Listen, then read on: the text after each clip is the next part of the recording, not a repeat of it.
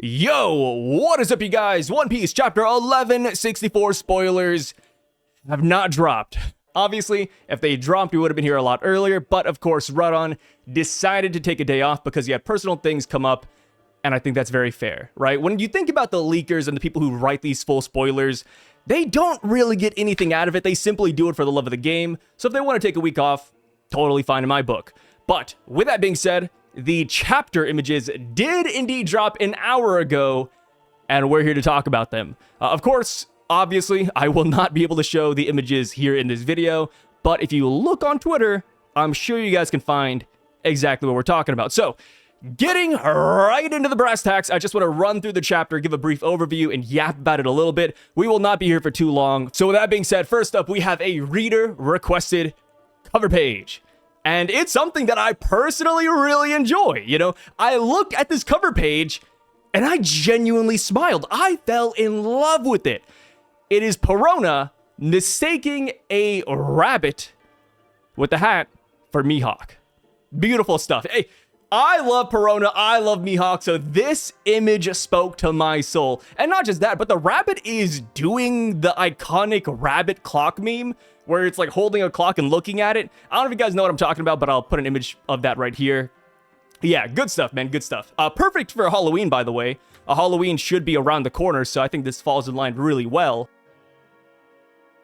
On to the chapter now. We see that Rocks is, of course, resisting the Domi Reversi. Even though he has the fangs, even though he's getting more and more demonic, he still has retained his sanity. Emu, interestingly enough, decides to egg him on? Yeah, that's right. Emu starts bringing up King Harold and how he's going to take over Elbaf. And of course, because of this, because Harold is Rox's best friend, he starts getting really mad. And it kind of seems like that is what fully turned Rox into a demon? You know, correct me if I'm wrong when the full translations come out. But yeah, it looks like egging somebody on might actually be a requirement for them to get fully Domi Reversi'd. Speaking of getting egged on, before Rox gets fully turned, he does bring up Davy Jones and Joyboy, and how before Emu was king of the world, that title actually belonged to big old Davy Jones. Emu does not like that inference. He's like, whoa, what are you talking about? Nope, it was always Mu. And of course, that is what leads us to the Elbaf slander. Which now makes me a little bit curious, but how does Emu know specifically that King Harold and Rox were like this? Was he keeping up with the reports? Like, hey, how's the Elbaf situation going? Oh, he's friends with Rox? Interesting, and he like writes it down, like, maybe I'll use that for later. But yes, Rox gets fully turned into a demon, and of course, Emu wants Rox to kill everybody on the island, starting with his wife and son.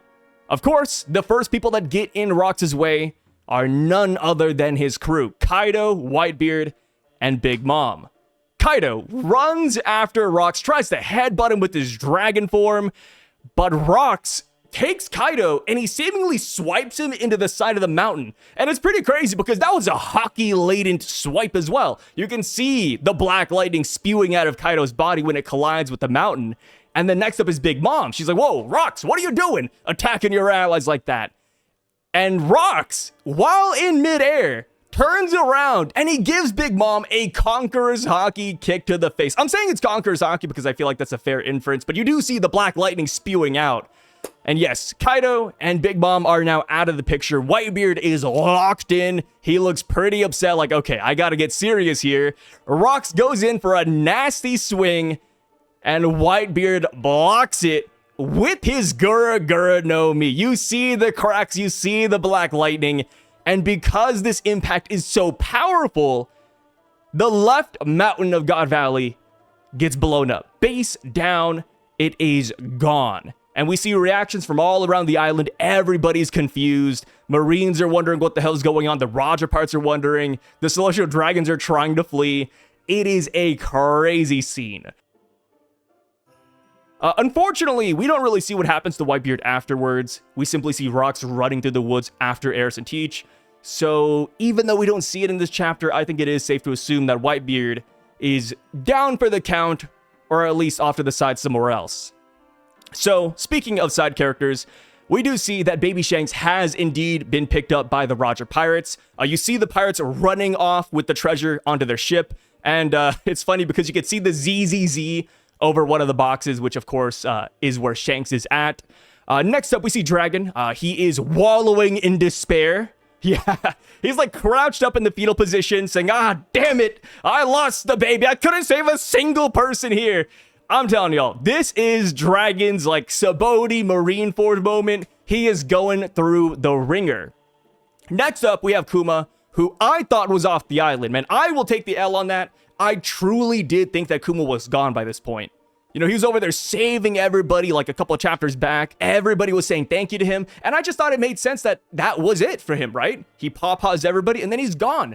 But no, his generosity, his altruism does not stop there. We see Ivankov and he's like, hey, Kuma, like, isn't it time we leave too? Kuma's like, oh no, like if there's anybody that needs help, I want to be there for them. We then get updates on Captain John. He has recovered from Ganzui's booger bomb from last chapter. He is currently fleeing the island. Ganzui, on the other hand, is dead? We don't know. Last chapter, Ganzui flicked a booger bomb at Shiki. Shiki, of course, turned around.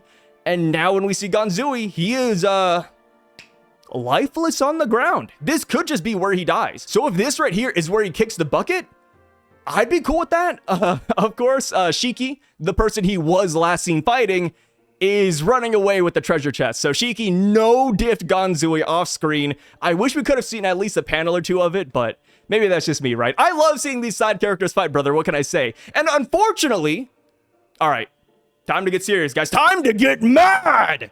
Where's Barbell? Where's Stussy? Gloriosa? Where are those guys? People love those characters, man. Like, they are legitimate fan favorites. And we have not seen them yet. What that is telling me is that Oda is saving them for something special. I think there's going to be a big reason why we have not seen Barbell yet. Guys, Barbell fan club, lock in. Big things are in store for those who wait. Is that what Confucius said? I think so. So, we go on, and we see that Demon Zebek, Demon D. Davy, whatever you want to call him, he has finally arrived to his wife and son. Aerys is confused. She's like, hey, I know we're supposed to meet at Lelucia, but I can't find a way off this island. And it's just so sad, because she has no idea what's going on. And of course, Rocks can't really say anything either, right? It kind of feels like you're a backseat passenger in your own body, and he's just watching himself go after his wife. She starts screaming because she realizes that this is not the Zebek that she fell in love with. And then not only is Rocks about to slice her from behind, but the ships off the coast, the marine ships, are firing cannonballs at her. And that is when the GOAT, I gotta say it, man, the GOAT of the chapter, Kuma, who stayed behind on the island to just save a few more people, he sees this happening and he dolphin dives over to Aerys and Teach just to pawpaw them away. Bro. That's crazy. Because the thing is, right, it's not like he's doing it from a distance and he's safe. No. Kuma literally jumps in the middle of Zebek's attack and the cannonballs. Absurd. Of course, Kuma does make it out because I think he also ends up pawpawing himself right after that. But yeah, man, Kuma saved the day here. Aerys is alive. She made it off the island. What fate has in store for Aerys next, though, I have no clue.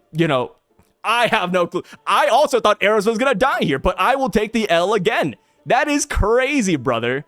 I mean, dude, mothers in One Piece do not last long. Can you really blame me for thinking that she would die here? Come on. So now that Aerys and Teach have made it off the island, Rocks is now rampaging and killing everybody in sight. Whether they're a Marine, whether they're a Rocks pirate member, a Roger pirate member, it does not matter. Rocks does not discriminate. Roger and Garp both agree that they have to do something about this. So what they do is a 100% Aura certified moment, but they both inhale. And when they exhale, you see Conqueror's Haki going wild. It blows through the whole island. Even Emu is shocked, right? Emu has a reaction to this. He's like, what? What is that? And of course, Rocks comes running. And we see the confrontation. We see Garp and Roger standing in front of Rocks. And Rocks, mind you, even though he cannot say anything out loud, he uses the voice of all things to talk to Roger and Garp. And he says, please, guys, anybody, kill me. And we see Demon Rocks actually shedding tears. Roger and Garp are both shocked. They have no idea how they're able to hear Xebec's thoughts. Of course, we know as the audience that this is the voice of all things. And we end the chapter there with them confronting this demon. And brother, I think this is a great chapter. A lot of fight, a lot of aura, which, you know, people hate that word nowadays. It's funny because I don't know if you guys are like on TikTok. The book talk people are jumping into One Piece. And the meme right now is that, oh, book talk is coming over with character analysis, themes, political stances. But where's the aura, though? Where's the agenda, right? I think that's just so funny. But yeah, this is a great chapter, man. No break next week. We're going to continue the action, and I'm excited to see it go down. Of course, I was kind of joking earlier about Barbell, Gloriosa, and Stussy. But genuinely, though, they could show up next chapter. We could see their interaction with Rocks, maybe their goodbyes. Maybe we'll see Shiki before he heads off as well. And do not forget, you know, I know it's a meme now. You know, people clown me on this every single day. But the God Knights are still here, right? Hey, Garling's regenerating, man. Hey, any minute now, I do think the God Knights will do something. Will it be big? Maybe not. But they're here, guys. They're here, right? But yes, that is it for today, guys. Let me know what you thought about this chapter down below. Of course, we will be doing a post-game video in the next couple of days. So if you have any comments you want read, any opinions, any theories, make sure to drop it down there. And yeah, that's pretty much it, y'all. You guys take care. Thank you for watching this video, and I'll catch you all later. And also, if there's a member of Chaos Zero Nightmare out there somewhere, please sponsor me. Please do it, damn it. Sorry, guys. I don't know why I have so much energy. I usually record these spoiler videos in the morning. But right now, it's midnight, so I think that's why. But anyways, peace out, guys. Take care.